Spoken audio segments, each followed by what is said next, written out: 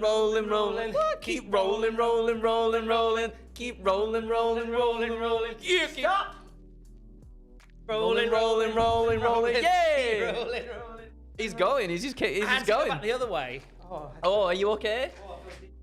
Done that. Hello, welcome. Hi. Skulltaholic Live. Woo! Here we are once again. Fun for all the family. My name is Tom Campbell. Third year running the Joe Gacy lookalike for the Northeast region. I am with Hat of the Year 2021, 2020, 2018. What happened to 2019? I grew hair for a brief period of time in 2019. Didn't really work for me. Selfish. I know, right? Focus. Hello, lovely to see you. Lovely to see you. Now, AEW Revolution was a thing that happened last night. Certainly was. We're going to talk about it for the next 90 minutes live on the internet. What could possibly go wrong? Now, I made the mistake Yeah? of being born. No, I made the mistake, Andrew, Yes. of staying up late to watch it live. Oh, how was that for you? Now, I quite like watching wrestling live. Won't lie, I do enjoy it. But I must admit, I'm very tired.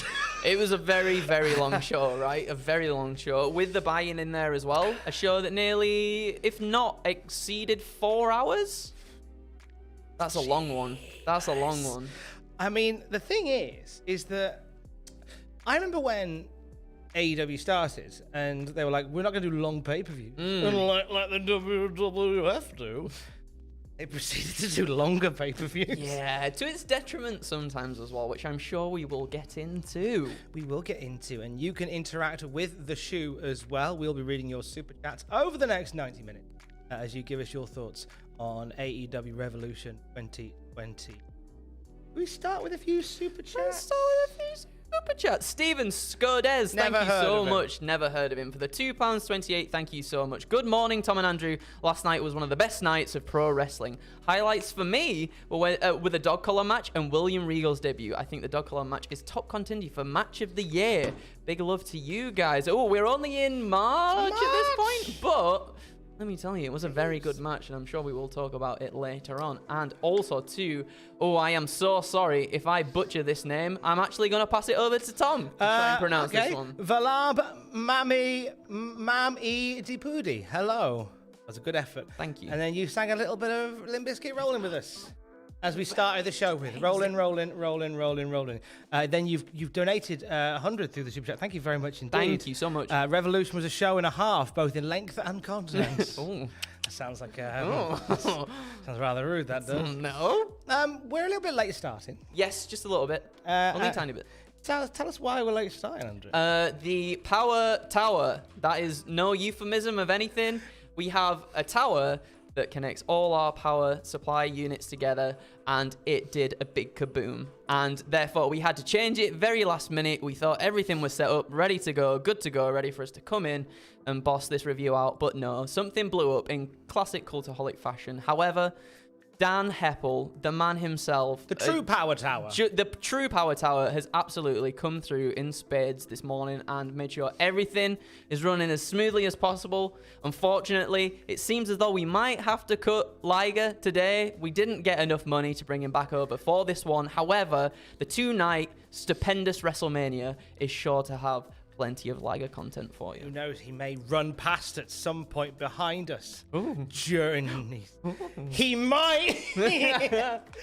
Dan, the power tower, is shaking his head. He might. Who knows? Andrew Harrington, you've been a member for 17 months. Thank you Thank very you. much indeed. Match of the night was Punk versus MJF by a country mile. Don't have a good day. You too, buddy. Thank you. Thank you very much. Super chat. We'll do one more super chat We'll and then do we'll begin one more. the review. Thomas Somerville, thank you so much for donating £1.79 there. William Regal is a game changer for AEW, agreed. Especially when teamed up with Bryan Danielson and Jonathan Moxley. Oh, I can't wait. We're going Me to neither. dissect that as we go through today. So we're going to go through AEW Revolution from last night and give everything a lovely little grade. Of course, you are welcome to join in the conversation via super chats. You can deliberate, conjugate, devastate, and communicate via youtube.com and let us know what you thought of the show. Let's start with the buy-in. They packed the buy-in, didn't they? Like They Chef did. Boyardee overstuffed ravioli. My goodness, originally supposed to be 2 matches with Layla Hirsch and Chris Statlander and Hook versus QT Marshall. They put in another one there, didn't they? We got Death Triangle versus the House of Black. But the first one, Layla Hirsch and Chris Statlander, what did you reckon, Alan? Well, I have to say, I'm a big fan of Layla Hirsch. I like Layla Hirsch. Very good. She is, in every sense of the word, a unit. Yes. Like a beast. And she gave a good shoe-in to Statlander. She did. Like, the start of this match was a little bit marred. I felt like both women didn't really have the footing to start with. Something felt a little bit off. But then as we started, as the match got a little bit longer, we started getting closer towards the end. Both really found the footing, and that's when stuff picked up. And I think they both did a really good job together. Hurricane Rana off the apron from Hirsch doesn't get it done. Remember the apron tonight. Because Plays a big part of a lot of things, does the apron. there's a great OSW review meme, which is "Damn it, D'Lo." And if you're an OSW fan, you will appreciate that particular meme. Hurricane Rana off the apron from Hirsch doesn't get it done, nor does an avalanche electric chair drop from Statlander. Now, again, like you mentioned, like there was a little bit of, wasn't quite as fluid Yes. as we were hoping. Yeah. And like even with that one, it looked a little bit wobbly. That at one looked as point. though Hirsch landed straight on her face on that one. Woo!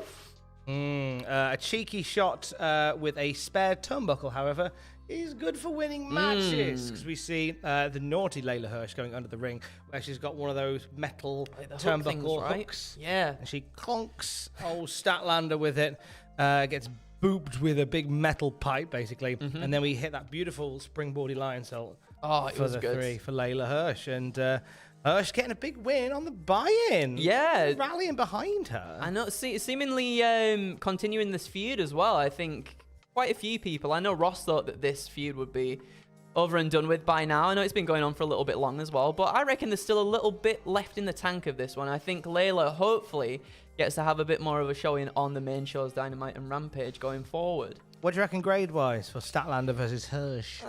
I said a C. I put that it felt there was some awkward moments here and there that caused the match to be somewhat clunky, especially in the beginning. But then after a considerable stretch, I just think they really found the footing.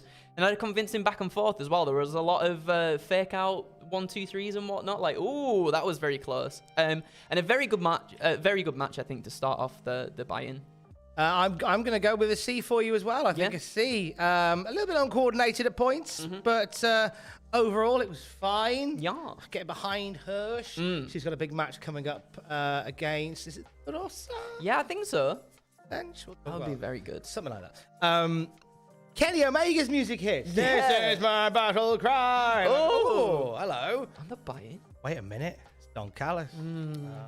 Now, apparently, according to the Twitter, some people in the arena said that they accidentally played Kenny Omega's Tron during Statlander Yeah. versus Hirsch. Oh, really? Whoops.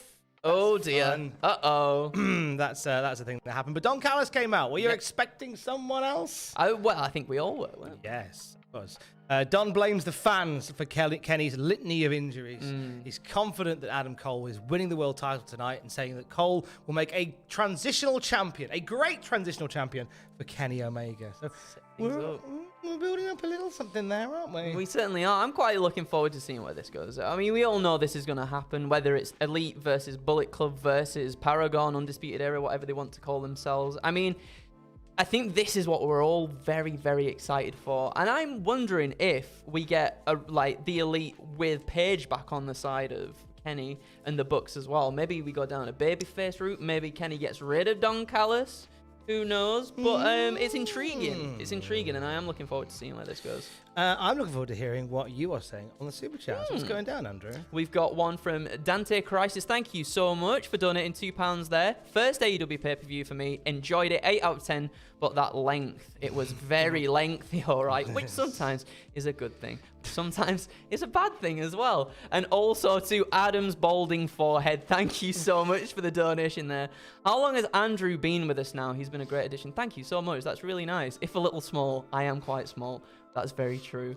Do we know if Adam's been getting treatment for his receding hairline yet? He's got a fantastic head of hair. I don't know what people are talking about, Tom. Now, I watched a little bit of Adam's stream yesterday. Yeah. And there was a lot of grief for Adam's receding hairline. It's non-existent. It's just, look, it's not fair. Just because a guy sometimes takes a little bit longer to wash his face, shouldn't criticize him for it. It's true. I do have to go all the way back. It's almost like, right, you know Voldemort in Harry Potter in the first one where Quirrell's got him on back at head. Get you, Harry Potter. He's got to wash two heads, and that's kind of like what I've got to do, you know. I've got to go from one to the other. It's hard times, baby. Do you think it's hard times, baby? Do you think the two heads chatted to each other?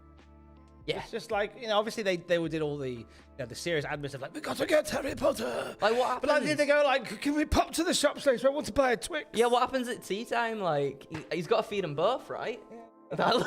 What's going on here? Should we watch a film tonight? No, because I can't see. That's the problem. QT Marshall versus Hook in our next match on the buy-in. Marshall, looking like a far too politely drawn drawing of Alex Jones. Says he's going to show Hook what being cold-hearted is all about. QT delays the inevitable a bit. He takes a powder, cheap shots Hook a few times, once in the throat.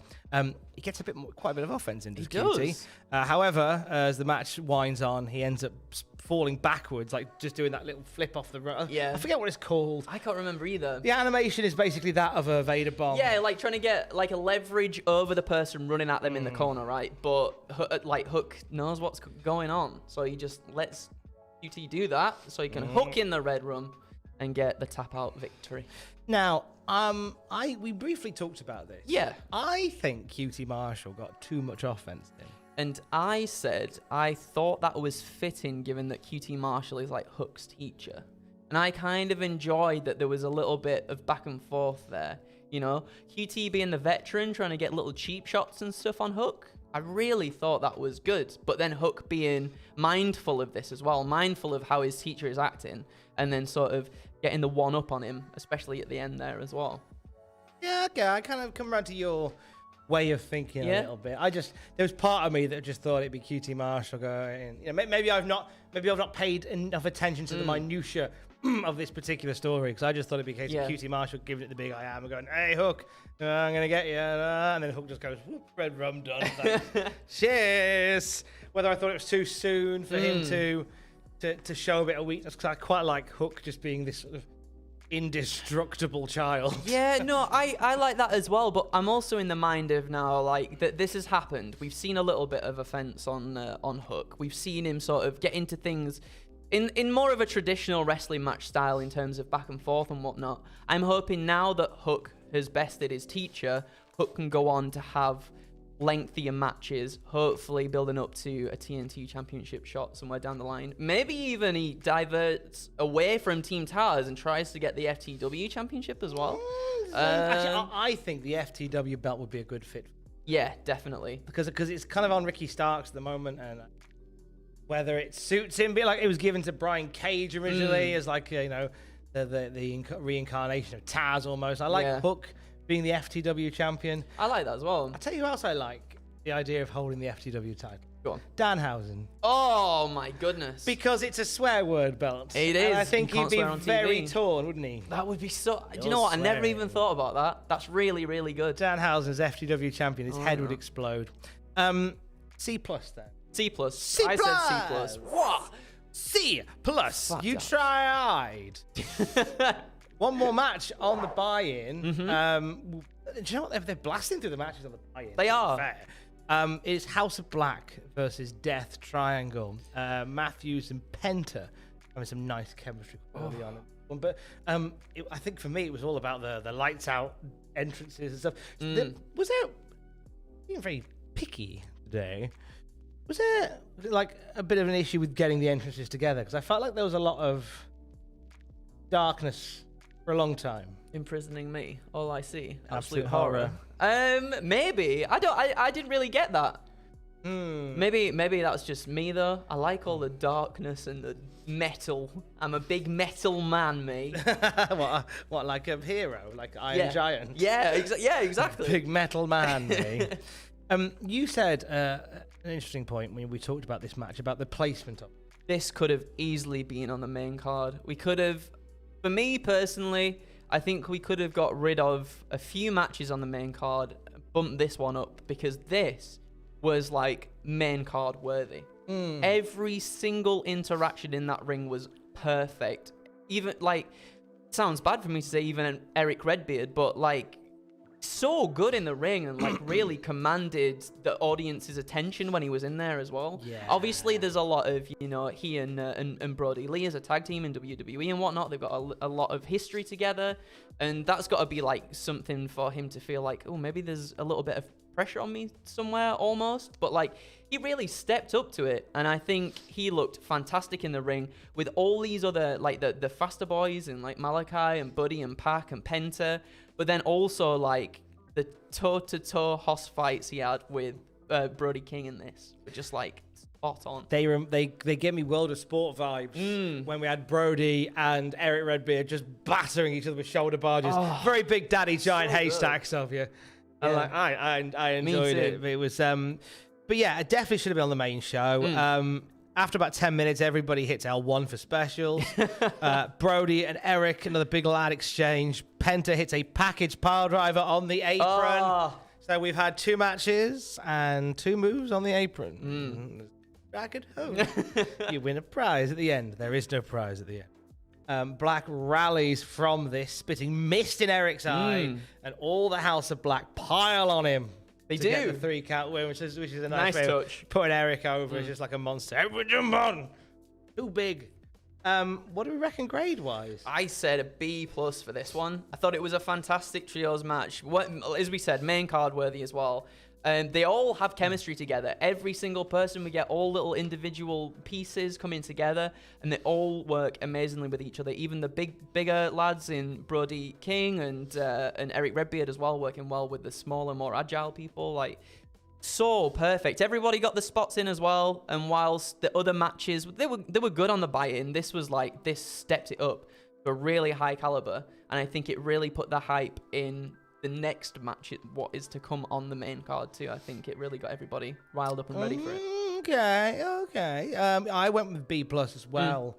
A lot of moving parts, a lot of false finishes, a lot of hijinks. As you say, should have been on the main card. You could have had. There's a pacing thing that AEW haven't quite cracked yet. Yeah, you know, and I kind of get. We'll talk about it as we go. We will. B+ though for House of Black versus Death Triangle, which is our final match on the buy-in. Beautiful. Dante Crisis, thank you for the £2 on the super chat. QT is the boss in stage 1 in Hook's game of AEW.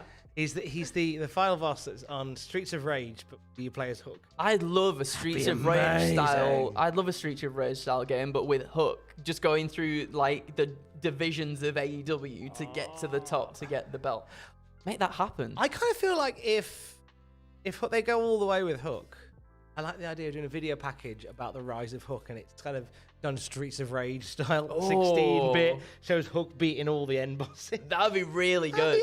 That'd be I'd be down for that. It'd make me happy, that's the thing. Your super chats, we'll talk about them, we'll conjugate, we'll deliberate. Drop us a super chat down there, I think. Yeah, somewhere. If you're watching the computer, it's down there on the keyboard thing. You type your things, send them in. It's all good stuff. It's a lovely super chat. Thank you very much. We get to our main event. It's Sunday night. You know what that means. It's time for Antiques Roadshow and a bath because I have school in the morning. We open Revolution with a match, I think presumably sponsored by Deep Heat Spray. Eddie Kingston versus Chris Jericho. My God. Well, what a way to kick this pay-per-view off. I don't think there's any better way to kick this pay-per-view off than just the absolute raw emotion of Eddie Kingston in this one. He is so good. He is so good. And he's a people's person, right? Like, everybody loves him. As soon as he comes out, the pop is hellacious, and you can tell he's just ready for a fight. He's ready to kick this one off in absolute style. He's one of us, isn't he, mate? He's one of us. Thing is, I like about Eddie Kingston is he's normal. I can relate to it. From Birmingham. It's from Birmingham. Eh? The match starts with Eddie Kingston dropping Chris Jericho on the back of his head immediately with a suplex that made me go, "Oh God!" My God. Well, that'll do it. That's a great night. Thanks, everybody. We get that, and then there's one further on down the night as well, where Chris Jericho gives Kingston a German suplex, and gets him straight on top of his head as well. Mate, everything in this match is land on the back of your head or your neck. Check your neck. This is a rough and ready affair between the... They just throw each other around like they've fallen out backstage. Kingston weathers the walls of Jericho and multiple code breakers. He lands the back fist, and his finish, it's like a stump puller variant. I apologize for not knowing the name of the finish. What did I can't remember if I wrote it down or not. I might have done. I might not have done. I don't think I did. But he has Jericho in it for ages, and then Jericho eventually tapping out, and I was very surprised. Oh, stretch palm. There we go. Stretch I wrote it down. palm. It's Well called stretch done. palm. Well done. Loved it. Yeah, and so Eddie gets the submission win over Chris Jericho. Yeah. Who, by the way, is looking really good. Do you know what? Someone put... I've seen a comparison photo of Jericho maybe a few years or a few months ago. A few months ago to now. Damn, he's looking good. He's on trim. He's on those milkshakes, isn't he? Yeah. One for breakfast, one for lunch, and then a sensible dinner. That's what he's doing. But he looks great for it. He does. Eddie Kingston at the end, just sort of reveling in the love from the crowd. Yep. Very, very exaggerated, very animated. Going, hey, come on, let's shake hands. Which Chris Jericho thinks about it, and then goes, no, let's shake your hand. Yeah, Rolls out of the ring. I quite like this because it's open-ended in terms that this feud can either just continue now, or perhaps we can see Chris Jericho just disappear for a little bit, and then as Eddie Kingston has his rise, we could have Chris Jericho try and be a foil in that rise later on down the line. Because, if you do not start putting Eddie Kingston in that title picture, or at least building him up to be in the title picture, then something is very wrong, because there's going to be such a huge... It will be a huge moment. It will be a huge moment in wrestling. People will be talking about it, I think, for years as well. With the rise of Eddie Kingston. The rise of Eddie Kingston, yeah. And, that first championship that he gets is going to be... Oh, it's going to be something we talk about for a long time. I'll always remember when he came to Newcastle. Yeah. And I got to announce the Mad King versus Rory Coyle in Newcastle for North, and Eddie was just a delight to work with. He was ace. He didn't choke you out like you did with Matthew? No. Matthew, every time he's in the general vicinity of Eddie Kingston batters him. It's hilarious.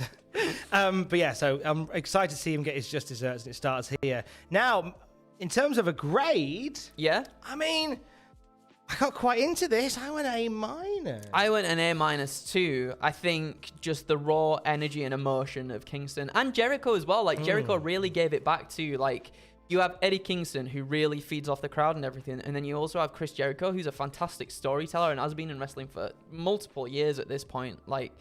Them two together really make magic. At some points, you're like, is this a shoot? Are they actually really just hurting each other at this point? And I think that is really good, especially in an Eddie Kingston match when everything feels so real. I just really think that adds to the whole experience of an Eddie Kingston match. You are adding to the experience by sending us your super chats today. What's going down, Andrea? We have one from Lemon Lees. Thank you so much for your £5 donation. AEW Revolution 2022, an absolute banger, that's for sure. Also, just wanted to say, Tom has a beautiful smile. He certainly does. Look at that. Oh, so gorgeous. So gorgeous. Thanks. And Tony America, thank you so much for donating £10 there. I was in the crowd last night, and it definitely felt like there was a slow realization that it was Regal. So it was a slow, huge pop. How did it come across to you guys on TV? Love you all. Keep up the content. We'll talk about that when we get to it. But I will say, Tony America, who you'd sound like a superhero or a brilliant attorney. It sounds like Tony America, the soldier from one of the SmackDown vs. Raw games. What was it? Tony the Soldier? Was that what it was? Yeah, I think it was Tony the Soldier. That's what you remind me of, Tony America. Heck yeah. Naftali. Thank you. I apologize if I A very kind £10 donation. Thank you very much indeed. Hey guys, thanks so much for making things incredible every time. Oh. Much love from South Africa. Thank you very much for having us on in South Africa today. Thank you so much. Much love to you as Talk well. about the revolution. We're going to talk about the World Tag Team title match. So we had Young Bucks, Red Dragon, Jungle Boy, and Luchasaurus. So we had Bucks, Dragons, Fish, Dinosaur. we had a boy living in the jungle. 2 worlds, 1 family. Oh my god. Nice. Thought about that song in a long time. Well, now you have. Good. That and the Tugs theme. Which Oh is, my god. Tugs is a banger. Something I've been banging on about on Twitter for. I've been asked to be part of a Tugs documentary. Seriously? Since I shared the Tugs theme on Twitter. No way. So I'm going to be in a Tugs documentary. My life is wonderfully weird. Oh. Bucks. So the story into this one is like you've got Young Bucks and you've got Red Dragon. Yep. And they're kind of on the same side, but they're not. They're kind of like a. As Don Callis called them earlier, a splinter cell. Oh. Tom Clancy. I like it.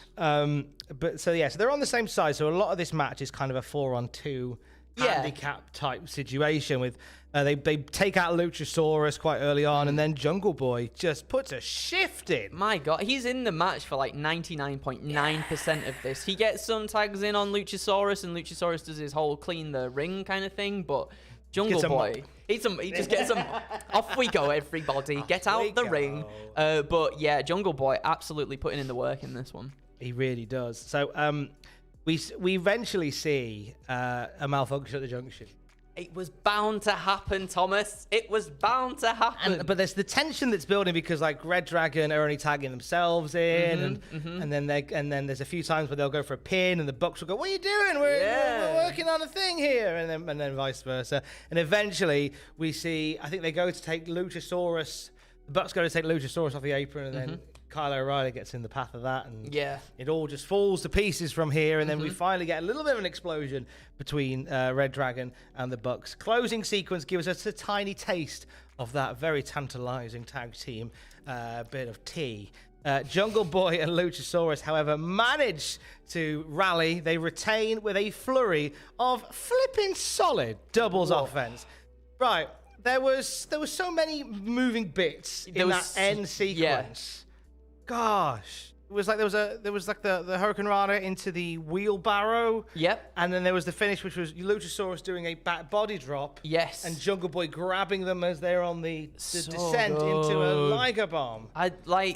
It's crazy. I'm so glad that AEW really put a lot of stock in the tag team division because they've got some of the best tag teams going in the world right now, and like this match really showcased each and every one of the teams in this whole entire thing. I mean, I think we all knew it was going to be the dissension between the Young Bucks and Red Dragon, but like, my God, just the way that everybody got their little spots in and everything, it makes me so excited for down the line when we get more Red Dragon and Young Bucks stuff because they are so good together. What'd you give it? I give it an A-.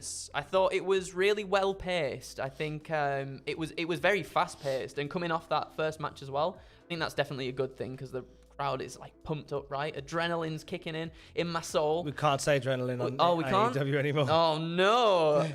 But yeah, every team got to showcase how good they really are together. And as I said, it was always going to be about the dissension of Red Dragon and the Bucks. Jungle Boy, fantastic. Put his shift in. He got his paycheck that night. That's for sure. He worked for it. He did. And now, I know we often get in wrestling, can these teams coexist? Can these people coexist together? Whatnot. But in AEW, because the tag team division is more fleshed out, and also because now we have the working parts of potentially the Elite getting back together, we've got Bullet Club getting involved as well, and now this Undisputed Era, Red Dragon, Paragon thing. There's so many different ways which this can go now, and that's the most exciting thing about it, I reckon. Absolutely. I'm going to go, you know what? I wasn't sure whether to go B plus A minus. I'm going to go A minus with you. Ooh. Liquid Tag Team Wrestling. Paraphrase Ross Tweddle there. Liquid Tag Team Wrestling.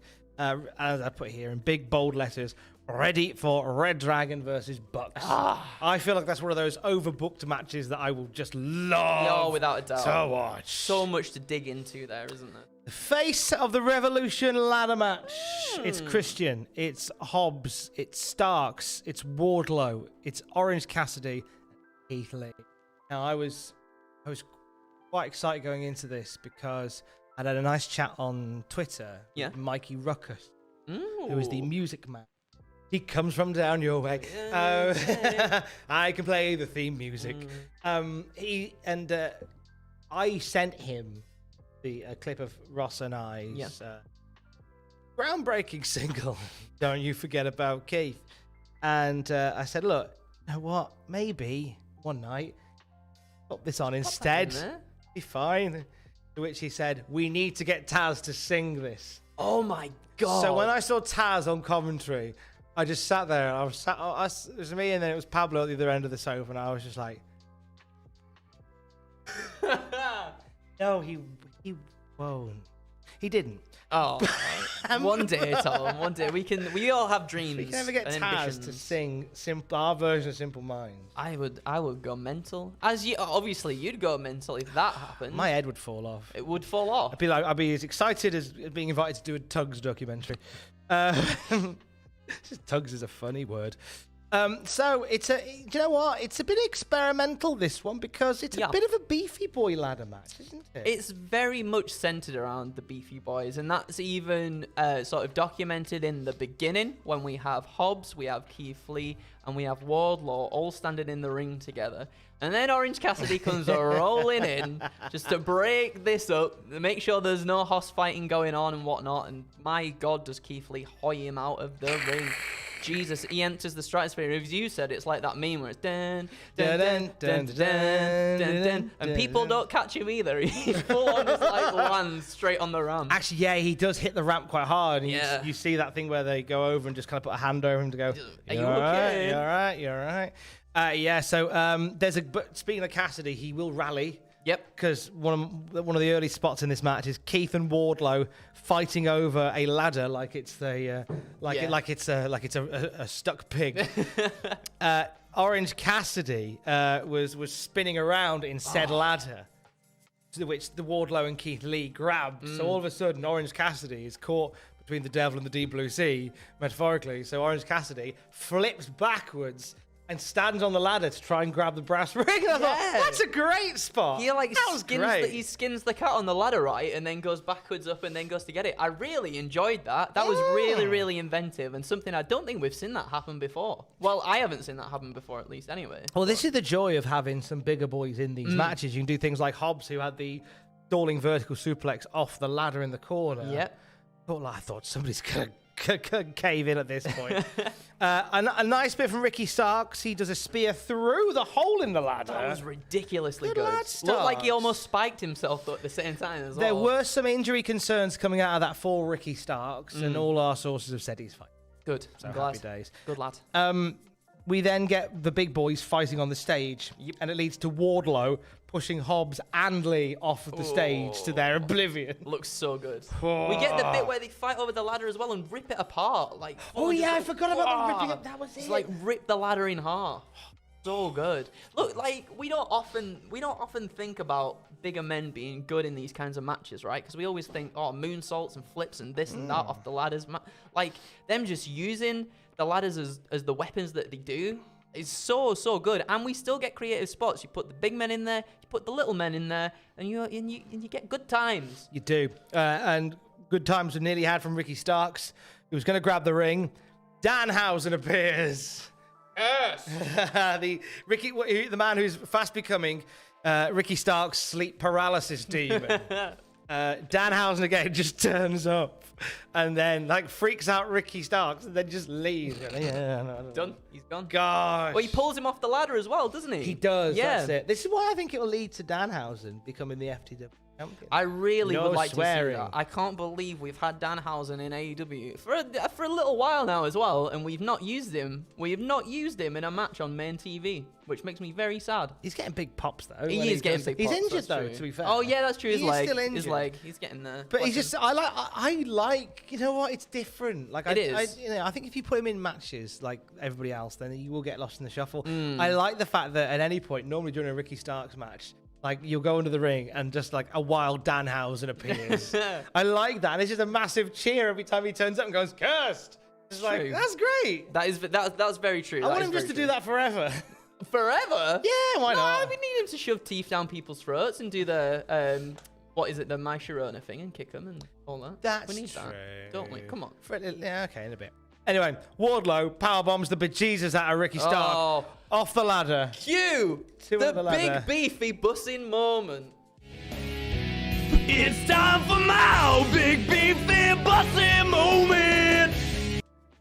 Mental. He's dead. He's full on dead. The way that he lands on that ladder, like full on, is like back of his neck / like top of his back just folded.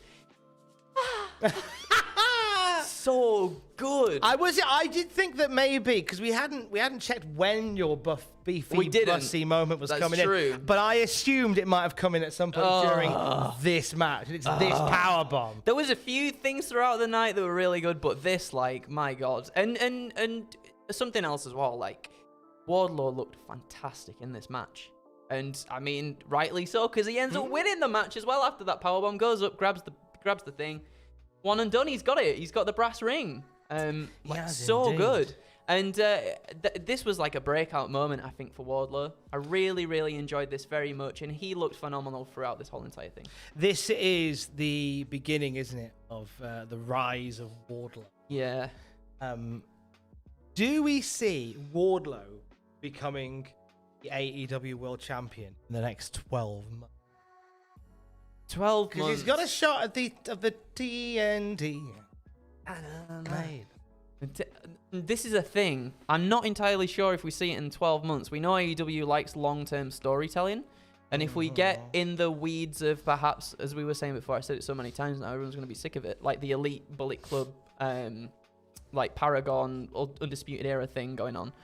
I think we keep the belt on Page for a little bit longer so we can get as much as we can out of that. However, maybe 2024 we see him as AEW champion. Have him have the TNT championship for quite a while. A nice solid feud with MJF perhaps as well. Obviously, I think that's absolutely coming. But yeah. More your super chats coming up in a minute. If you want to get something read out, then send us the super chat in the next 60 seconds. Whoa. And we'll get to it in the next 60 seconds. Mish. Tony Schiavone has a contract signing to orchestrate here. And we have another new arrival, a big announcement for AEW. Who have AEW got on the books now, Andrew? It is Shane Swerve Strickland. He is all elite now, Tom. He is indeed all. And I mean, this wasn't a massive surprise. No. And even Tony in the media scrum at the end of the night said quite a few people that it was going to be Shane. He was at the Mikey Ruckus gig last night, so the night before, and he's very much been linked to them. Yeah. Since the start. Part of me was quite happy that he wasn't a surprise person in the ladder match. I'm glad that Wardlow won. I would have liked it Keith Lee won as well, to be fair. You know, I would have liked to have seen that. But unfortunately we didn't. But I guess the ladder match then leads into, I think Keith Lee can have a little bit of a tete-a-tete with Team Taz and Will Hobbs and everything. A Team Taz tete-a-tete? Yeah, Team Taz tete-a-tete. Oh, so Taz, I mean, Taz and Hobbs. Yeah. That's a beefy boy battle. Taz and Ricky Starks can have some fun. Maybe, yeah. Sorry, it's not Taz. I was going to say Keith Lee. Keith Lee and Ricky Starks. Keith Lee and Hook. Oh, my God. Where does your heart fall on that? Oh. I don't know who I'd want to lose. Like a Dragon Ball Z thing, wouldn't it? It is a little bit. That'd be kind of cool. Oh, God, nah, I want that now. You've got me going. It's a thing. I got your juices flowing with that one. The TBS Championship is... Give that one a grade, lad. Oh, did we? Oh, yeah. What are we going to give it? I didn't put a grade down. You didn't put a grade down. I put B+. I said it was a really fun match. Less psychological than the other ones we've had so far. Sorry, the grade for the ladder match. Didn't grade the ladder match, did we? No, that's what I'm saying. What a silly goose I am. Silly goose. Yeah, B+ is a great show. Yeah, and I think this is... As I said in this, I said I personally would have liked to have seen Keith Lee win, but as we see further on down the line, it's a nice natural progression now for Wardlow to go on, win the TNT Championship, and Jeff can be like, yeah, I know I said that you could keep it if you won the TNT Championship, but actually, would you have won it if it wasn't for me? And then them two can absolutely go for it, and it's very, very nice. It's a very nice storytelling moment there. It's a nice set. It's a very nice set. A Dante Crisis saying Wardlow must beat MJF for the belt. Full circle. Ooh. So that's interesting because obviously we just said about, previously said about Wardlow becoming AEW champion in 12 months. I guess if he's going to be anybody for it, MJF's a good one. I think that's the one. I think you need to put it on MJF first before Wardlow, and then that would be perfect. Kind of like the Batista Triple H moment. Batista comes in, takes the World Heavyweight Championship off. Fantastic fashion and something like that. Mirroring that would be quite nice. It is rather nice. Rather nice. The TBS Championship on the line. It's Jade Cargill versus Tay Conti. Tay Conti. Tay's got -1 and Anna Jay cheering her on. Jade Cargill is in Jade from Mortal Kombat attire. Yeah, nice. Being played to the ring by Guitar Supremo, Chris Stone, Kingfish Ingram. It's a nice touch. I sit on Instagram during Do I just sit on Instagram. Just sit on Instagram. Instagram takes it. No, I sit on Instagram. And I sit on Instagram and sometimes literally just watch his videos because he is such a good blues player. He's great. Phenomenal. And he was one of the better live guitarists that I've seen in wrestling as well. Because sometimes they get on there, guitar's not in tune properly, they start fumbling notes. He was spot on. He was spot on. The match starts with Jade Cargill and Tay Conti squaring up, and Jade Cargill snogs Tay Conti. A+.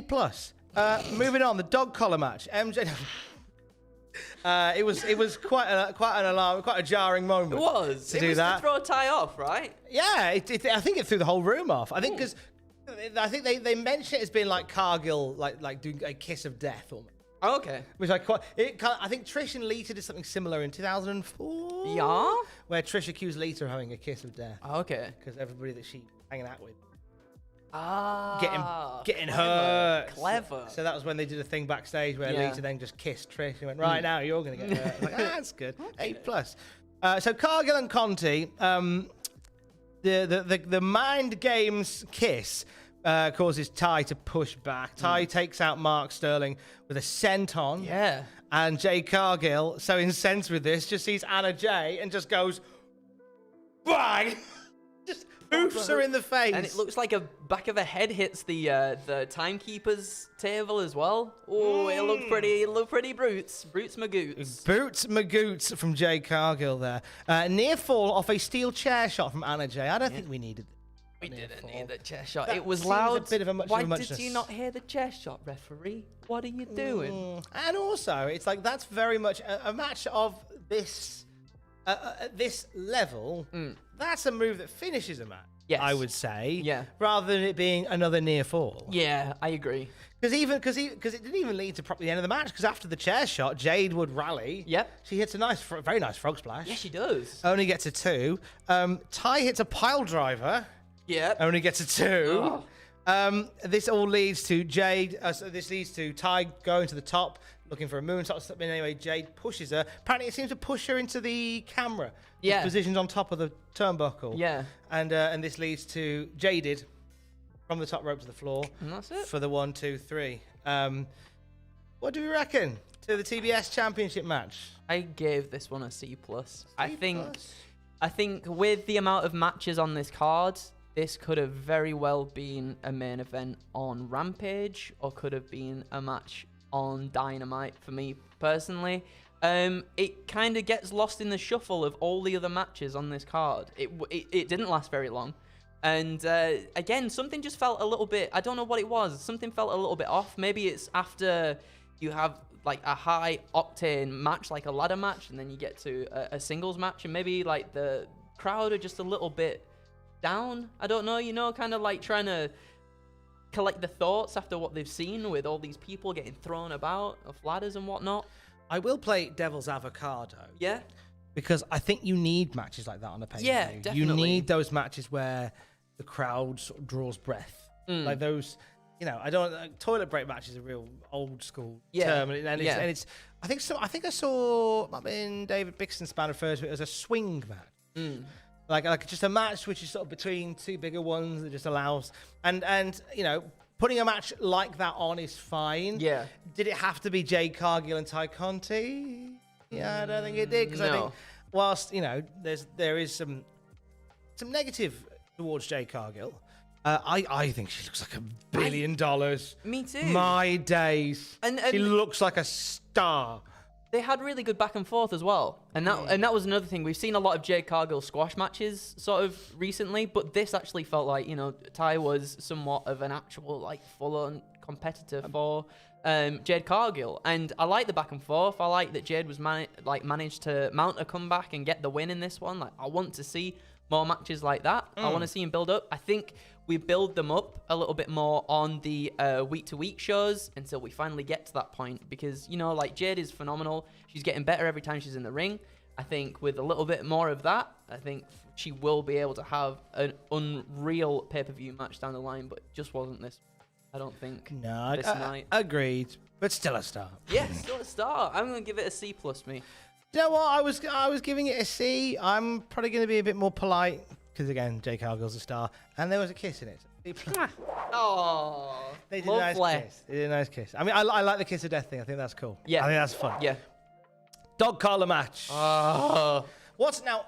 I showed Alex, my good lady, the build to this. Yeah.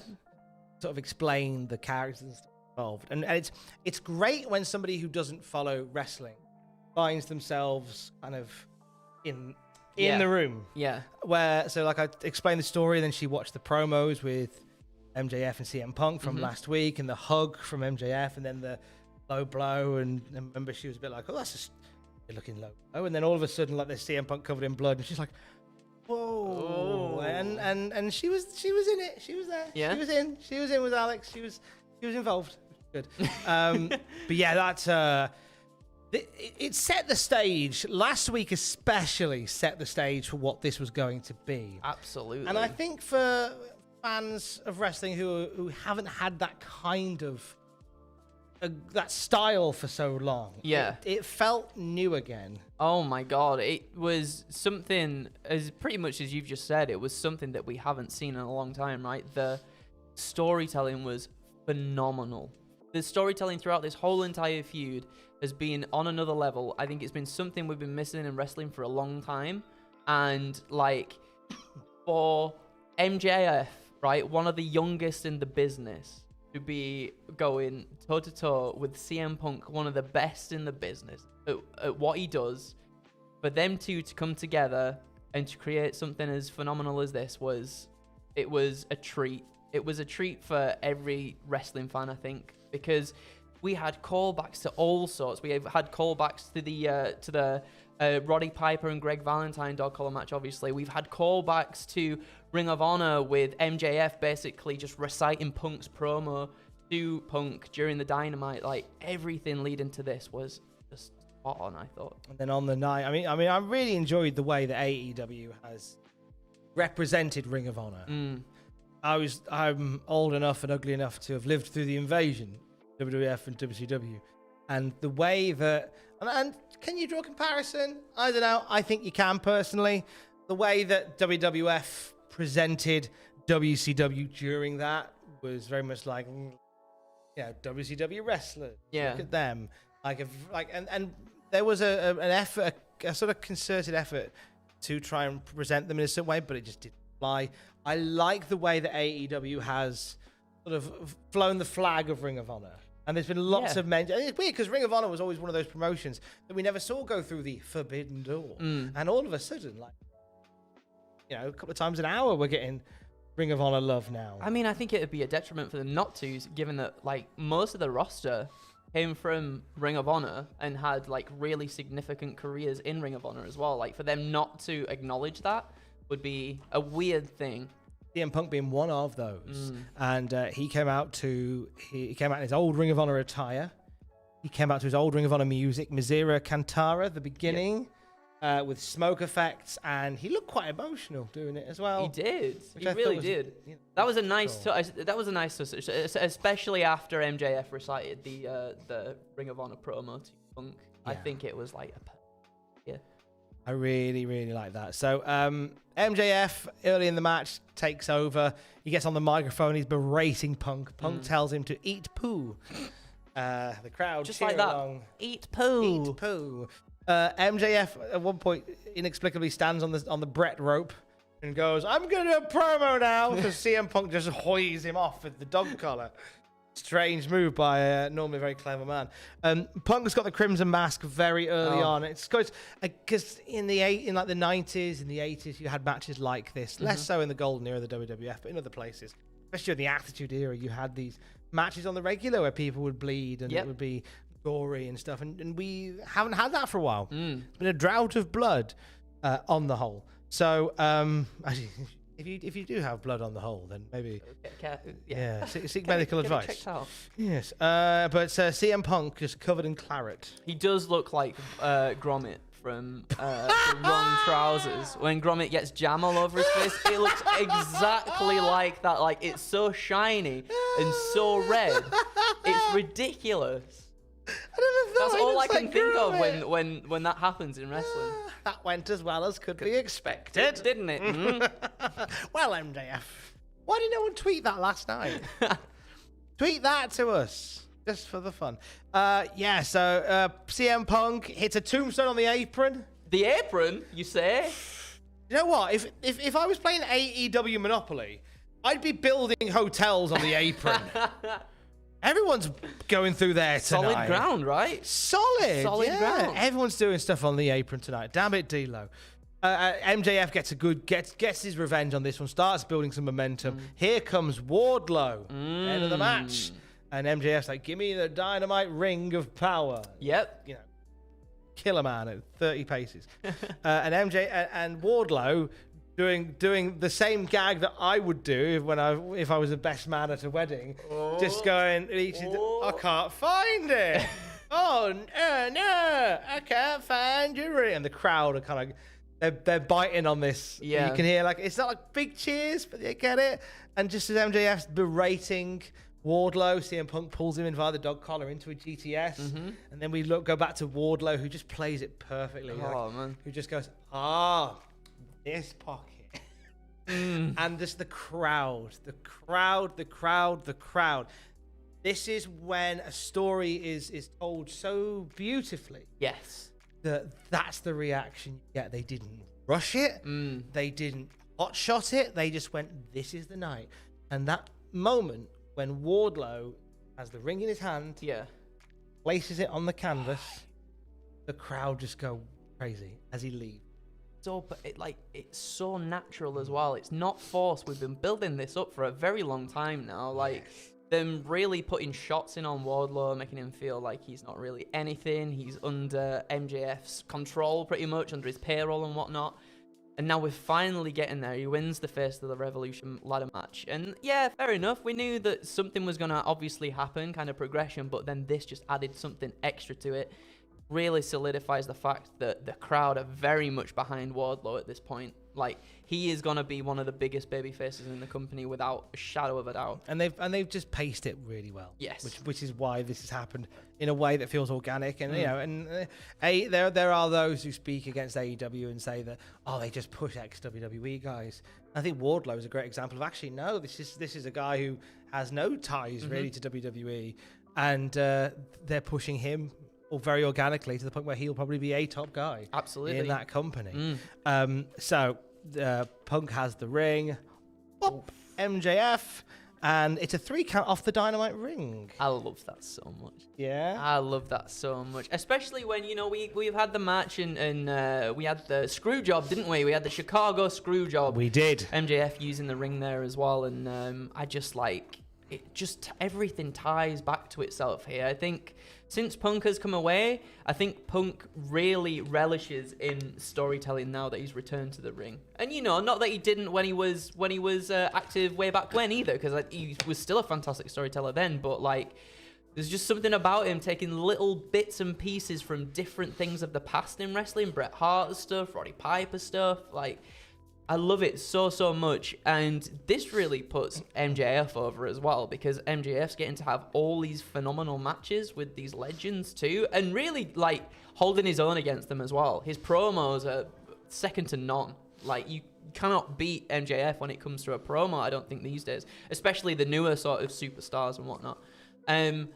Everything about this, the pace was good. I think the pace might not be for everybody. If you don't like blood, if you don't like a lot of violence and whatnot. It's probably not for you, but it goes back to old school wrestling, old school dog collar matches. They really harken on the fact that this is an old school affair. We're going back to the olden days of wrestling. We're going to take time to really show that our injuries are actually hurting us and whatnot, really play into that fact. I think that worked really well.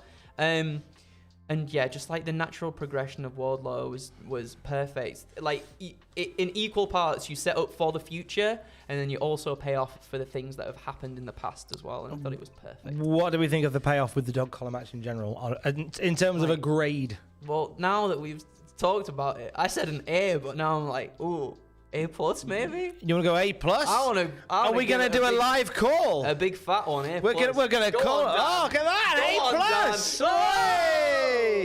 A+. Dan was ready with the another grade. He was. Nicely done, Dan. I'm sorry. A+. I'm sorry to put you on the spot there, Dan. Yeah, great work again. Gory, gritty, emotional, excellent work. Beautiful. All involved.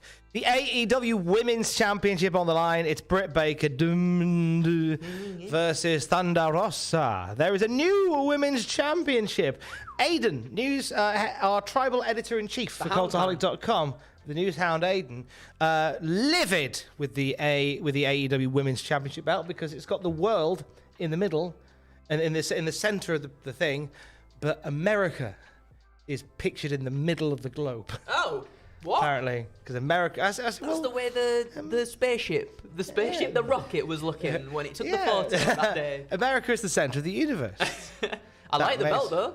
So, yeah, it's I nice. want to say this is what I was looking for when we first got the other new belt. The belt that Britt Baker brought out before. Yeah. I was like, okay, yeah, it's a bit of a step in the right direction, but this one I felt like was really a step in the right direction. It was indeed. Rosa has gear that resembles Aztec warriors. I looked this up to try and sort of find some examples of where this comes from, and it's Aztec Mexican warrior. Yeah. Traditional attire, and I really like it. Really like it. Baker gets the upper hand. Jamie Hayter getting involved as well. Thunder pushes on.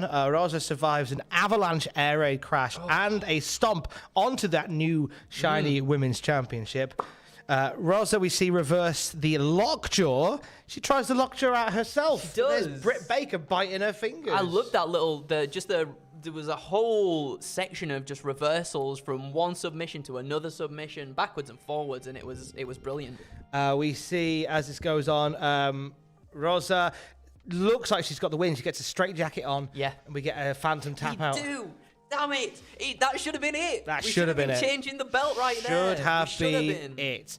But the referee was distracted by Rebel. Yep. So Rosa wipes out Rebel with a spear through the ropes. But as she gets back into the ring, she eats a curb stomp for the 3. Damn it. Now, a tough spot for this one to be in because you've just come off the bloodbath that was CM Punk versus MJF. Yes. And the turn of Wardlow. So you've packed a lot in. How do you think they did? I think they did all right. I don't think this was their best match together. And I think the crowd was very, very tepid on this one until the end. I think it really picked up in the end. And I don't know if that sort of what's the word? I don't know if it marred the wrestler's performance almost, like not being able to feed off the energy so much until we get to the end, where we see all these reversals, where we see false finishes and whatnot, and we're like, oh my god, is this going to be it? And then the crowd start picking up towards the end. Kind of like in the sort of the Layla Hirsch and Chris Statlander match. Things seemed a little bit ropey to start with, and then like people started getting behind it. And as you were saying, I think it kind of, it harmed the match almost being after such an emotional bout between MJF and Punk as well. But one thing, we got the straight jacket tap out, right? Fingers crossed this leaves it open for Thunder Rosa to hit the belt off Britt Baker down the line. Fingers crossed we go to that point and be like, look, like Thunder Rosa beat you there, Britt Baker. Can you actually do it without the people by your side? Maybe we get a match down the line where Rebel and Jamie Hayter are banned from ringside. Or maybe Rosa just runs through them. That would be also nice. Like 1 week beats Jamie Hayter, the other week beats Rebel. And Ooh. I like Finally that goes, idea. right, I've wiped them both out. Now it's just me and thee. I like that idea a lot. We need to see that belt on Thunder Rosa. don't Yeah, and I think it should have been tonight, but you know, somebody put on Twitter, and there is some truth to it. Like the AEW have what, 3 main pay-per-views a year? 4? we? 4. 4 main pay-per-views a year, and so far this has been a show with no title change. Yeah. Yeah, that's usually a thing as well. We do often see title changes at these shows too. So it was quite surprising to not see one at this point. Grade. I said a B. B. A B because it was still a good match. Perhaps just maybe my take on it is because the crowd wasn't too behind it, and maybe the women couldn't feed off the energy so much in the ring at that point until the end, and then we get there.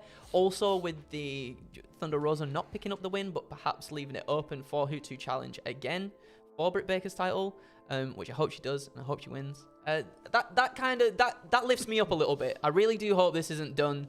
I really do hope we see Thunder Rosa go on and win the belt. I'll take a B. Let's Yeah. lock in a B. Let's lock in a B for the AEW Women's Championship match. Very much like the TBS Championship. Not a match, not in a very desirable position on the card. But they did what they could with the time they had. But I think it should have done also win. Thank you for your super chat. Thank you so much. Adam Pearson's got us on. Thank you, sir. Thank you for the money, you wonderful, wonderful human. Always lovely to hear from Adam Pearson. He was a guest on Desert Island Raps. He's a good lad. He's a very good lad. A very, very likable man. Thank you, Adam. And if you'd like super chat, if you'd like to chat to us, you can do so via the super chat button. And if you click that and you get involved with the super chat, we will be chatting with whatever you want to talk about in about 3 minutes from now, maybe a little bit longer. Actually, it will be a little bit longer because I've just realised what we're talking about next. Sexy match. And I want to let this breathe. Sexy match with sexy boys. It is indeed the sexiest of boys. Bryan Danielson versus Jon Moxley. Gee whiz. Right. Okay. So weeks of build up to this one. Yep. With Bryan saying, "I want to recruit you, John." John's like, if I bleed with you, I'll team with you. There's no I in bleed. Hey, Ryan, I'll bleed with you. Hey, I'll bleed with you, then I'll team you, bugger. Ooh. So Sexy. This is rather, isn't it? Filthy beasts. Filthy beasts. They start with wrestling, but no normal wrestling. No. This is very aggressive, technical wrestling. It is, like, whereas in the first match we got with Jericho and Kingston, that was very brawly, right? Very, very brawly, very scrappy. This was, like, almost, it mirrored that in that it was very aggressive, as you were saying, but it was wrestling. It really was wrestling. And that differentiated the two from two of probably the most raw and, well, then again, actually, of course, Punk and MJF as well. It managed to differentiate itself from either of those matches. It was kind of somewhere in the middle. It like blended the two, and it was very, very good done. It felt very, can you top this? Yes, yeah, it did. With Bryan and John. They're wonderfully matched. And they know each other so well that those normal spots that you would see them pull off in some matches, they just simply don't do here. For example, Danielson going for a tope suicida, and Moxley basically catches him as he comes towards him and just starts leathering him on the outside of the ring. It's really, really good. I've got a really runny nose. Are you got a runny nose? Yeah, I got a little bit of a runny nose. There. Apologies for that. I've got a very, very runny nose.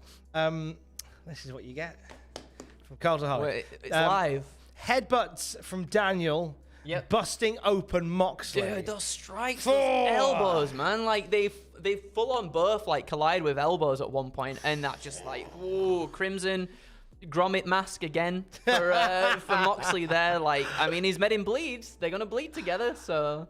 Danielson rains down with elbows, like Moxley was Nigel McGuinness in Liverpool. I've written here. That was a famous bit from their pure championship match. Oh, bless the Tower of Power, Dan Heppel. There he is. Bringing me some tissues. The for my hanky runny man. nose. Thank you. Thanks, Dan. Thanks, Dan. I'm going to blow my nose. One second. Gonna blow his nose. We're gonna keep it going. Lots of strikes and all the good stuff. This was it almost, Tom blowing his nose there, reminded me of like when Brock Lesnar laid in the full-on forearms on Randy Orton at SummerSlam, just full-on, just like tearing him open. Yeah. Yes, that was something else. But yes, they just what's nice is you see Moxie doing that, like those Lesnar style strikes. Yeah. So you see Danielson doing it to Moxley. Then Moxley breaks the cycle, returns the favor. Yeah. Like, that's for McGuinness in Liverpool. Mox ends up booting Bryan in the head, sinking in the Bulldog choke. Danielson mounting a comeback with a running knee and a triangle choke. And Moxley, as you said a little earlier, So good. realizing he can't out-wrestle Daniel Bryan, manages to turn that triangle choke into a roll-up. And I haven't seen what the internet's reaction to this is. I don't know if people thought it was a cheat finish or what, but I was like, man, that is such good storytelling in that Moxley just knows. He knows in this moment, I can't out-wrestle Danielson. Like, he's got me in this triangle choke. What am I going to do? He just uses his leverage and his weight to put all the weight down on the shoulders of Danielson and get the 1-2-3. Like, so good. And that also lends itself to the kind of desperation, the scrappiness of the match as well. Like, it's so good. Post-match, they're not done. Bryan Danielson and Jon Moxley start battering each other. Security can't split them up. Referees can't split them up. And I want to go back to a super chat that we had from Tony America. Whoa. Thank you for your $10 earlier, Tony America, on the super chat. You can super chat with us right now. Press the button down there. And Tony, where he said he was in the crowd, he said definitely felt like there was a slow realization of what was happening. So, crowd, you see a few people like pointing. What? And there is a slow roar. And even JR gives a little bit of that call that he did when Jon Moxley debuted. Yeah. That, hey! Hey! What are you doing? What's this? And then from not coming down the ramp, No. not through the entranceway, The sideways. through the side, William Regal. Oh, my God. William Regal, who had dinner lady energy. William Regal, who had dad after a rubbish day at work coming home to find the kids fighting energy. Oh, that's a good one. He stomps into the ring. He breaks up Moxley and Bryan. And Moxley still wants a piece of Bryan. And Moxley even sort of shoves Regal. And Regal slaps Jon Moxley right in the chops. Oh, my God. Proper, like, Inoki slap right across the bin. And then Bryan Danielson's having a laugh about this. Yeah. Again, a bit like when you watch your brother getting told off. Love you, Dad. And then Regal just goes bang to Bryan. Yep. Like, slaps him. And Bryan even looks like he's about to cry. Well, like, "Aw, Dad. And then Regal gets them both together. Oh, my God. And he says, right, you've fought together, you've bled together, you've got it out of your system. This is all off mic. Yeah. You've got it out of your system. Now shake hands and let's go back and sort this place out. Oh, my God. So they reluctantly shake hands, and Regal's there, like, giving them the eye, going, shake hands, be nice. And just like that, the landscape changes in the tag team division, because you've now got Jon Moxley and Bryan Danielson guided by their dad, William Regal. Oh, my God. Do you remember when This was great! Do you remember when we were on the news and we're like, wouldn't it be good if William Regal came in and just like was the manager of this dynasty of violence of Dynasty of Violence. Moxley and Danielson? How good would that be? And I even pitched it as well. I pitched it in the AEW Revolution pitches. And my goodness, Christmas came true for this young boy right here, and for many people. Christmas came true. Christmas came true. For this young It boy. was on another level of good. Like, it was already amazing, but then it was just boosted by the fact that Regal came out afterwards. And we had Danielson sort of tease William Regal in a promo on, I can't remember if it was Dynamite or Rampage at this point. It's being like, yeah, if Daniel Garcia had William Regal by his side, it'd be different and better. And now that could actually be a thing that happens. Daniel Garcia could get involved in this as well. Like, there's so many possibilities, but like you said, the landscape of AEW now completely just changed, hasn't it? You've got two of the most violent people on the roster, backed by William Regal. Like, anything could literally happen at this point. I love it. I just like the dichotomy of it, where you've got Bryan Danielson and Jon Moxley kind of courting to find younger talent. They're like, hey, we're the grizzled old boys and we'll sort that out.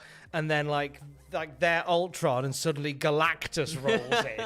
You two naughty boys. It's brilliant. It's so good. What a great way to utilize Regal. Tony Khan in the media scrum afterwards said that not only will he be playing, he'll be doing some great work on television, but he'll be working behind the scenes as well.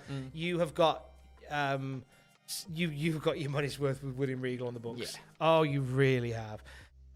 What did we make of Bryan Danielson and Jon Moxley? That is an A. Is that even an A? That's an A, and that's a plus. It is an It's A an A plus because it was plus. fantastic. You had the raw energy of the Jericho and Kingston match mixed with the storytelling of the MJF and Punk match, and then you throw William, and it's like a gumbo.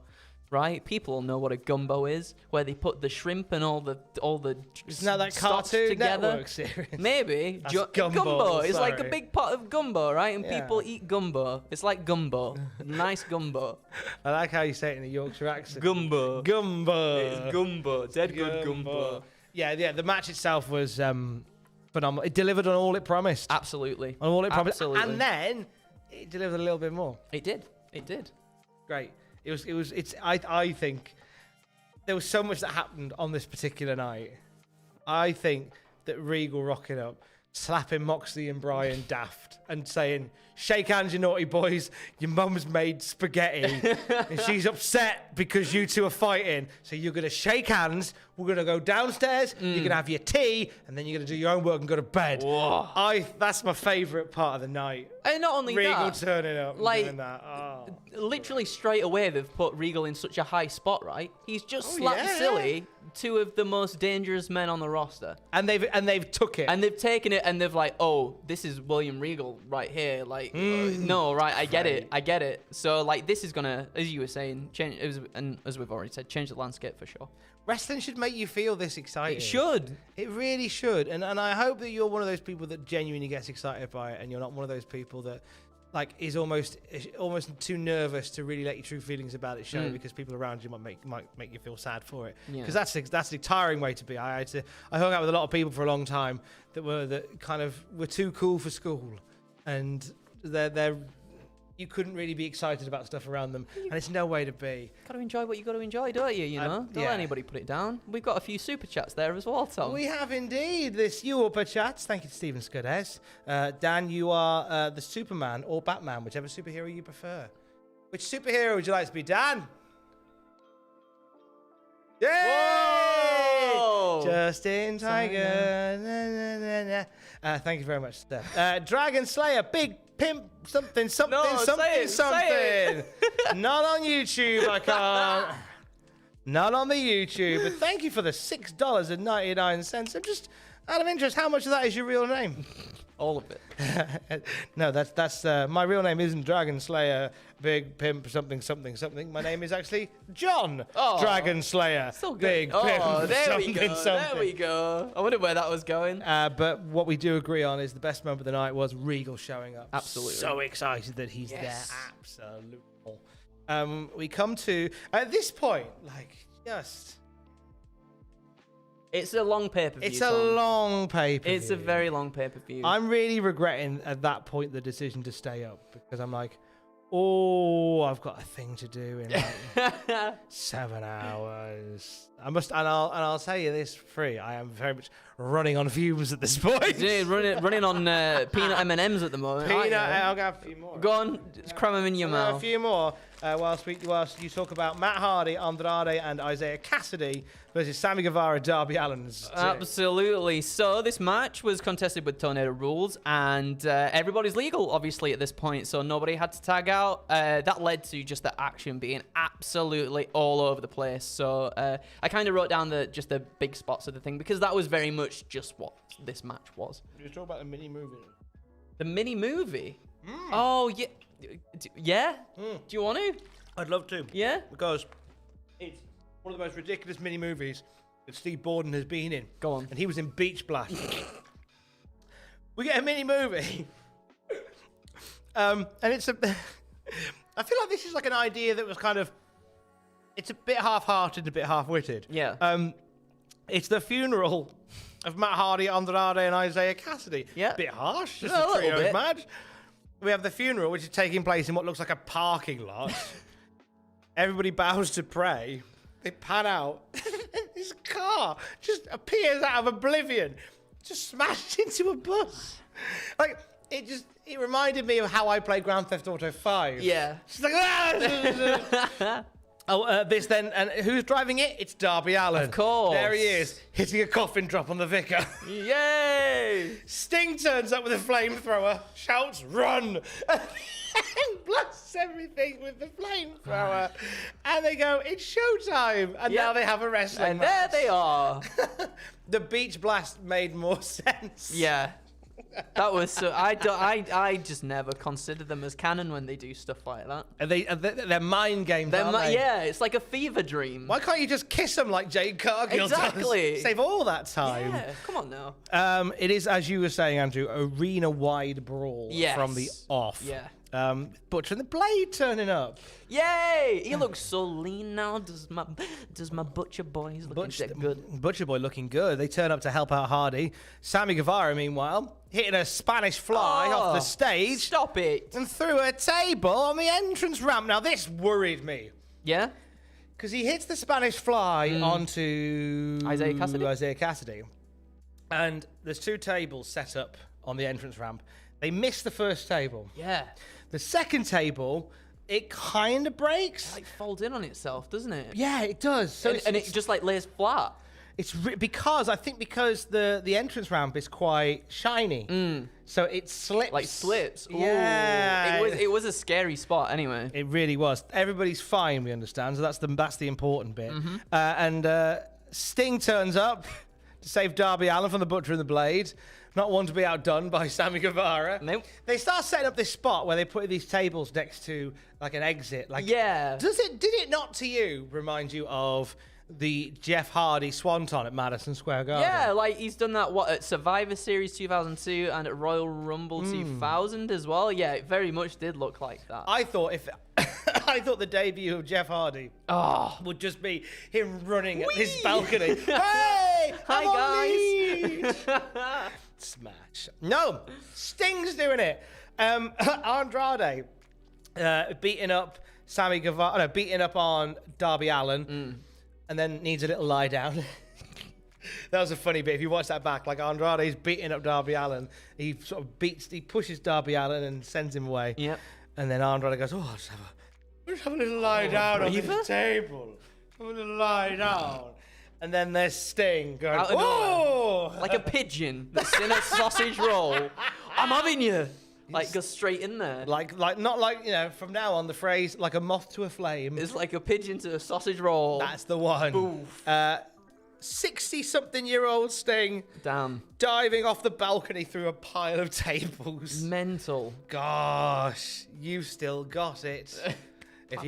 Unless you broke it just It's now. gone now. It's disappeared. I like Darby Allin looking quite like in awe at that Yeah, as well. Like, yeah, I like that as well. Kind of like obviously with Sting being this mentor to Darby Allin almost. It's nice when Darby looks at Sting and like, Or What are you doing? Are you suggesting that Sting is learning stuff from Darby Allin as well? I mean, he could be. So Darby Allin's learning from Sting, Yeah. but Sting's also learning from Darby Allin. It's like the friend. Oh, it's like they're friends. I don't know what that was. Darby Allin back in the ring.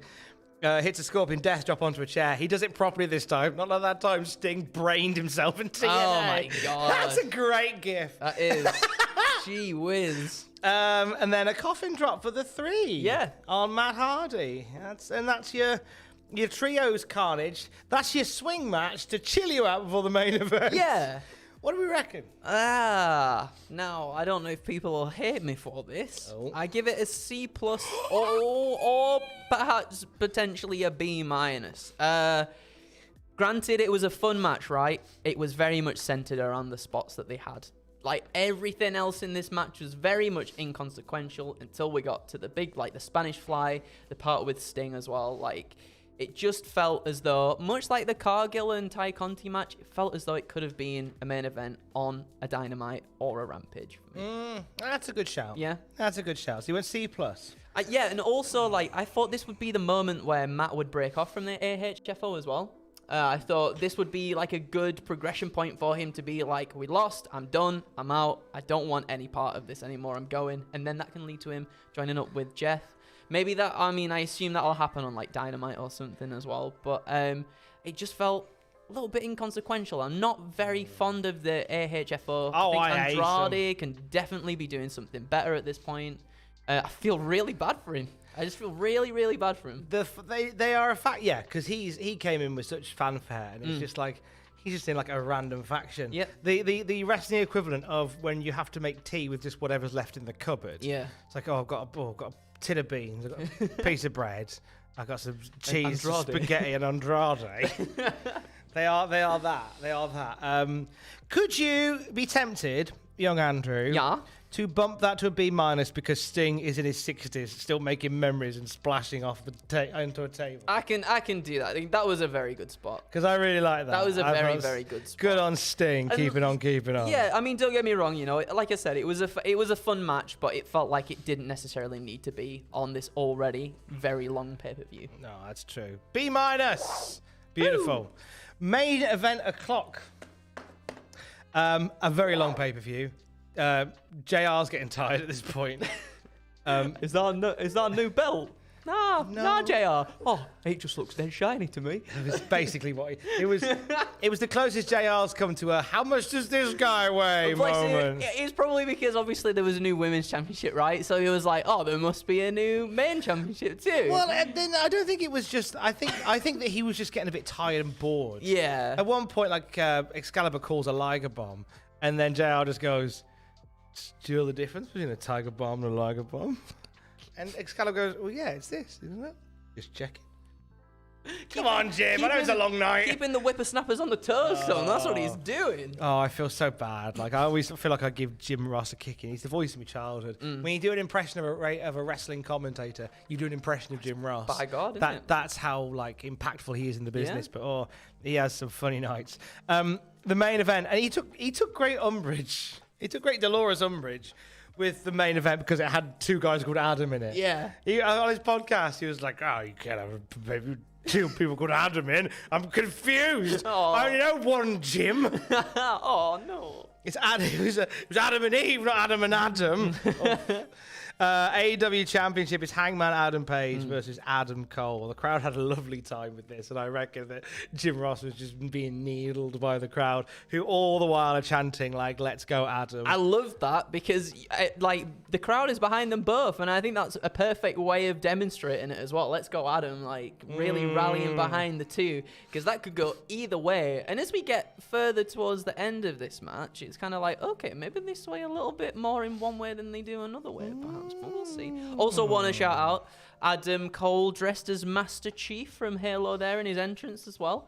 Got them Master Chief trunks on, looking ready to do good as a Master Chief Halo man. I don't play Halo. Did I hear JR mention Halo? Maybe. I'm sure it's always is he better play Halo? And then he sang Halo.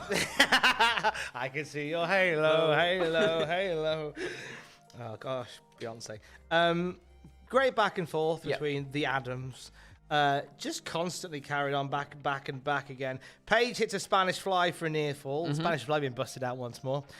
This brought out Red Dragon to protect their Adam. Yeah. Distraction led to a Panama Sunrise. Where from? Was it off the apron, perhaps? Damn it, D'Lo! Whoa! Why are we doing everything off the apron? Because it's the... Not to mention the absolute sweet super kick that Cole does right to the back of Page's head to set him up for this move as well. Oh, my God, it was nice. Some lovely super kicks being thrown around here. So we have the Panama Sunrise off the apron through the floor. And then he comes back from this. Another one in the ring. He gets a boom kick. There's Adam Cole, the closest 3 count all night. I'm pretty sure that was. If there's anything about high stakes Adam Cole matches, right? We need the 2.99999 kick out face, and we get plenty of them as well. Lots of so them. Good. Red Dragon put a table next to the ring. They say, "Hey, do a Panama Sunrise off the apron again." We haven't done enough moves off the apron tonight. Instead, Page reverses it, does a Deadeye off the apron. Oh my God. And through the table. This immediately brings out the Young Bucks and the Dark Order.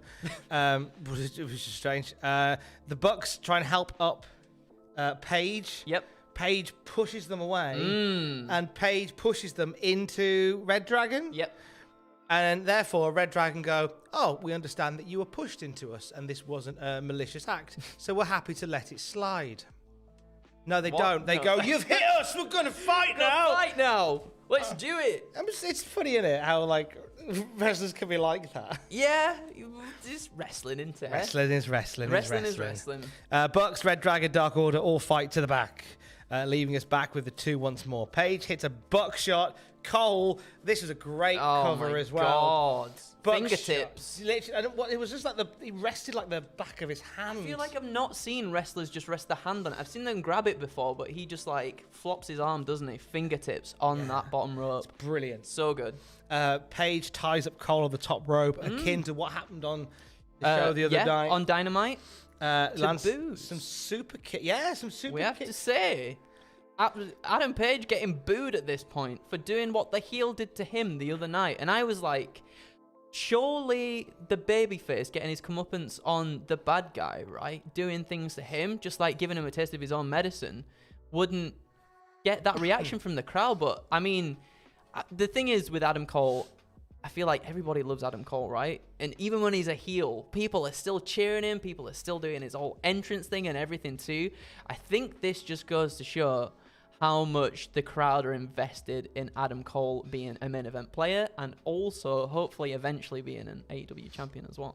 A lot of people got very angry about the placement of Adam Cole within AEW. Yeah, they should absolutely wipe that away. The man is phenomenal. Like, I might sound biased at this point, but he's one of my favorite wrestlers. But like, people just saying he's a joke coming into AEW. Look where he was in NXT and look where he is now in AEW. Like, the man put on a barn burner tonight and really showed that he can be there at the top and go the mile and absolutely hit these spots that are emotional and also like injecting Simon into you as well. Like, he's a main event player. Both for sure. Adams, I think, pulled it Yeah, out in the main event. absolutely. The big boos came from not the tying up of Adam Cole, but when Adam Page lowered his knee brace to hit a knee brace free boom kick.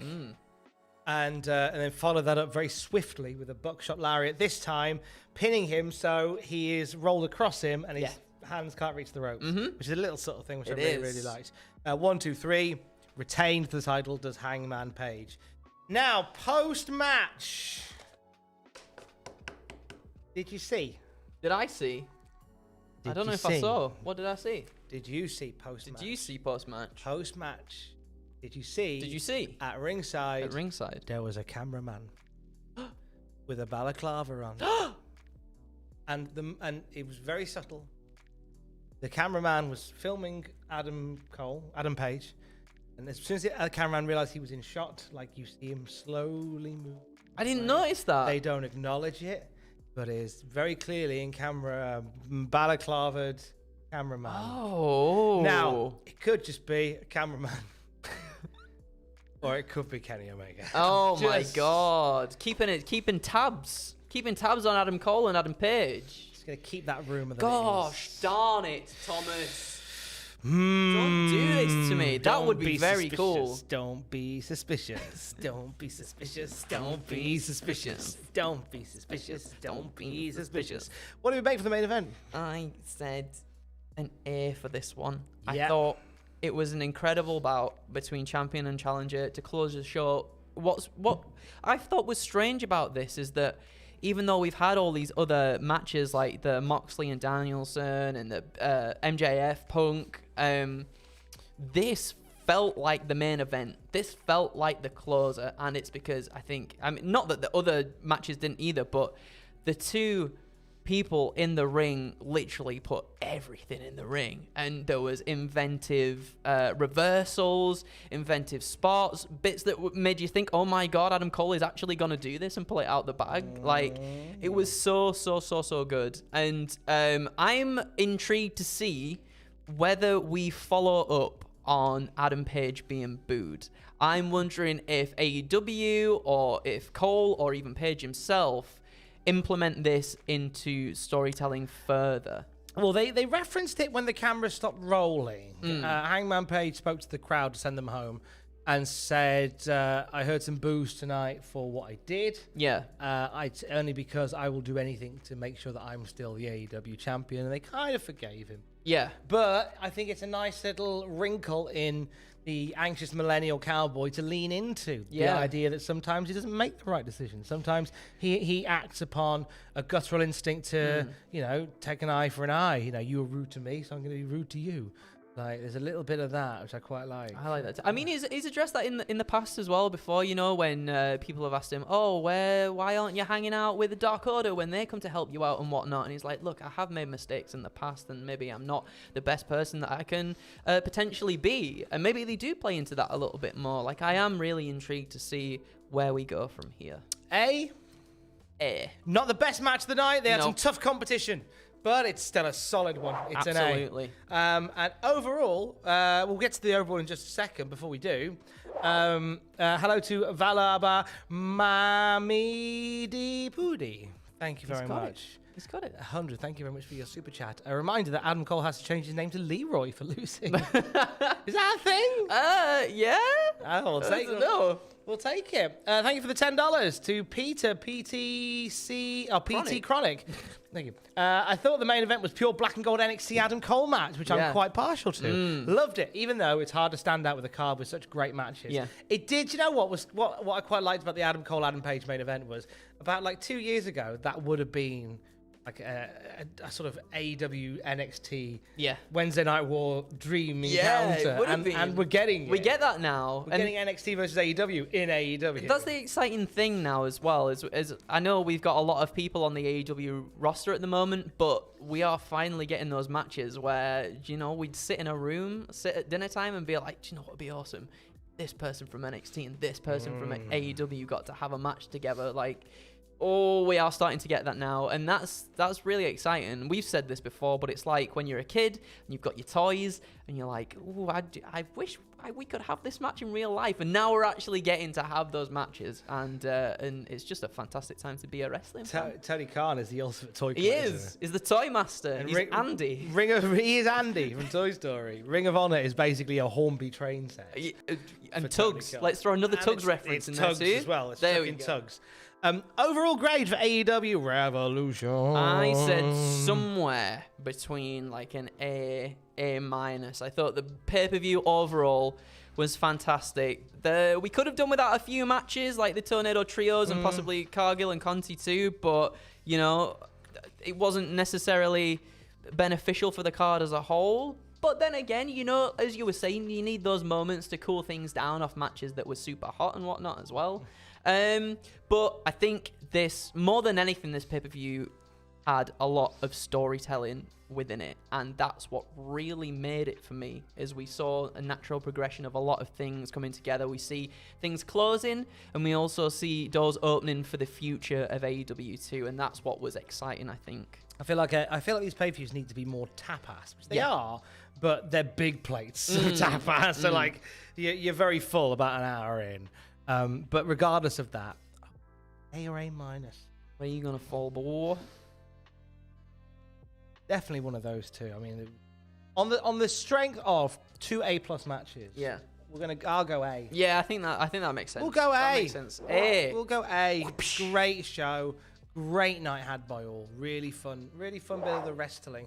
We hope you enjoyed it as well. And we do hope you enjoyed us having a chat on Cultaholic Live. You've got the reactions with Andrew and Ross to come. Is that tomorrow? That should be tomorrow, yes. Yes. The WTF moments from Revolution with Ross a little later on today. You can watch what happened at Revolution with Jack right now on the channel. And for the latest wrestling news throughout the day, you can check out cultaholic.com. Have I missed anything? I think you've absolutely nailed it on the head, young man, as always. And we have nailed Revolution to the mast. Always great to see you. Thanks for checking us out. If you found us for the very first time, hit that like, share, subscribe button. Be a part of what we do. Ring the bell so you'll know when we're next doing videos. You're very welcome to join us. And until we next speak, from Andrew and Tom, kiss, kiss. Love you, bye.